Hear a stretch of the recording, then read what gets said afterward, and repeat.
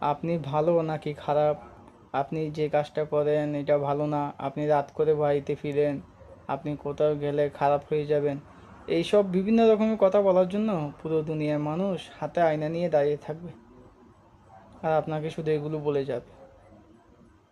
আর আপনার চেহারা দেখে অনেকে বিচার বিবেচনা করবে যে আপনি মানুষটা ভালো কিনা খারাপ। আপনার মনটা কেউ দেখবে না। আর আপনি এই পজিশনে আসার জন্য যে কত কষ্ট করলেন, কত কিছু সহ্য করলেন, সেটা তো ওরা জানে না, সেটা ওরা জানতেও চাইবে না। ওরা বাস ওদের নিজের মন্তব্যগুলো বলে দিবে সবার সামনে। তাই বলি, কেউ যে যাই বলুক তাদের কথায় কান না দিয়ে নিজের কাজ নিজে করা ভালো। আর আপনাকে ভগবান যেমন বানিয়েছে আপনি তেমনই অনেক সুন্দর। কারো কেউ যদি বলে থাকে আপনাকে আপনি দেখতে সুন্দর না, আপনি এমন আপনি তেমন, তো কারো কথায় কান দিয়ে কোনো লাভ নেই।